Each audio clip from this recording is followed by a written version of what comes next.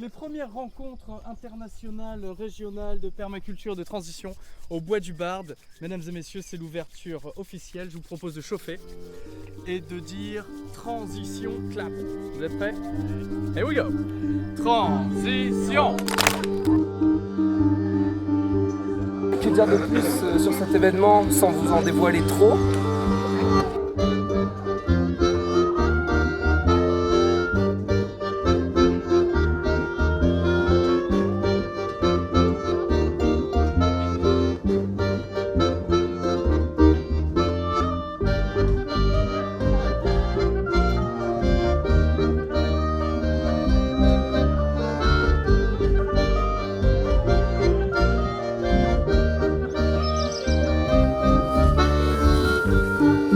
Il a plus de 600 ans.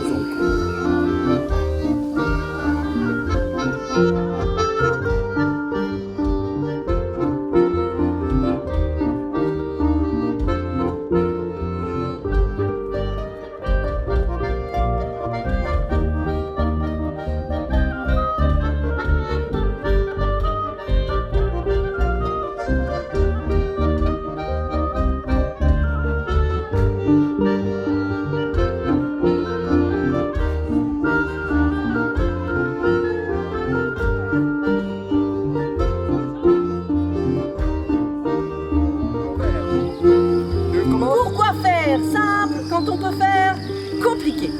S'il n'y a pas de solution, c'est qu'il n'y a pas de problème. Et ça, c'est juste. C'est logique.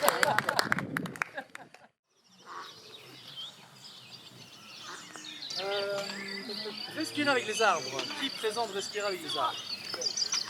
Et donc bien sûr en fonction des besoins des plantes, on va les placer à différents endroits, dans différents sols, en fonction de leurs besoins. La première chose qu'on a été amené à réfléchir, c'est quels sont nos besoins. Nous sommes assignés tous à vivre dans la sobriété heureuse. Ça veut dire que si on enlève le mot heureux de sobriété, c'est pas la peine de la vivre.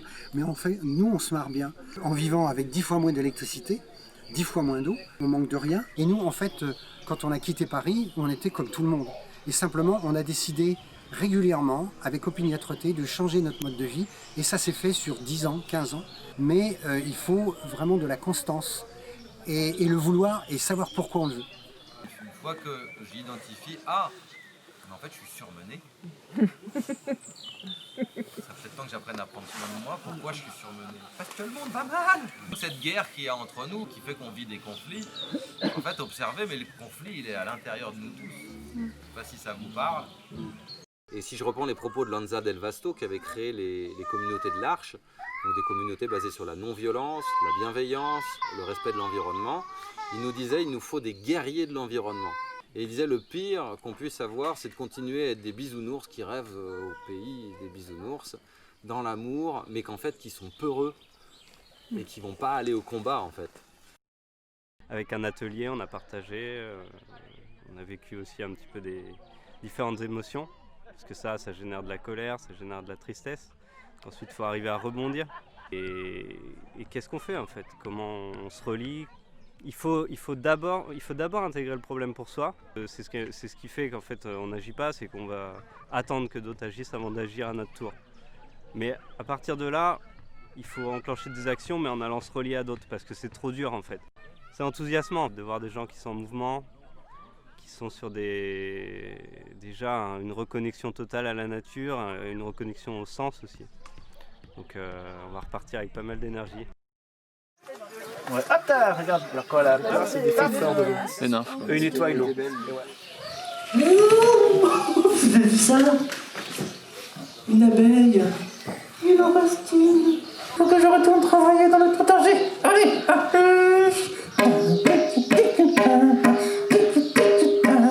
On est une espèce qui a besoin de récits, donc en fait il faut proposer des récits aux gens pour qu'ils puissent s'accrocher à quelque chose, parce que si on déconstruit juste les récits qu'on a actuellement, on se retrouve assez vite dans le néant et on va être obligé de se raccrocher à quelque chose, donc du coup on n'arrivera pas à basculer et à changer de système si on propose aucune alternative face à ce qu'on dénonce en fait. Ça appartient au groupe et le groupe en a besoin, c'est ce qui crée la légende du groupe.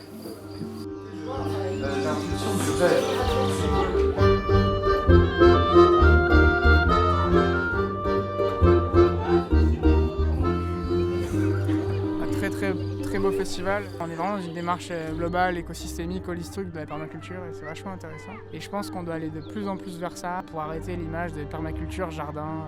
Le futur de la permaculture pour moi il est là, la dimension humaine et le nouveau modèle de gestion, nouveau modèle économique aussi. Chaque acte qu'on peut faire au quotidien, je sais pas, le boycott, choisir telle marque ou tel artisan ou tel produit à la place d'un autre, enfin, déjà c'est un acte politique. Enfin tous les jours on vote quoi. Parce que si on s'occupe pas de la politique, enfin la politique s'occupe de nous quoi. Parce que vous avez tenu jusqu'au bout pour entendre et on sait que vous êtes restés pour ça. Entendre nos inepties, entendre nos conneries, entendre nos derniers mots, notre dernier souffle. Alors sans plus attendre, nous allons ouvrir cette boîte à mots solennellement.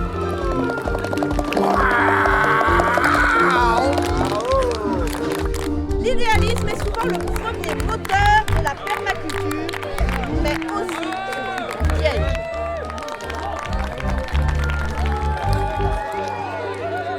Il vaut mieux mobiliser son intelligence sur la coquille que mobiliser sa coquille sur les choses intelligentes. Nous, on fait ça très bien.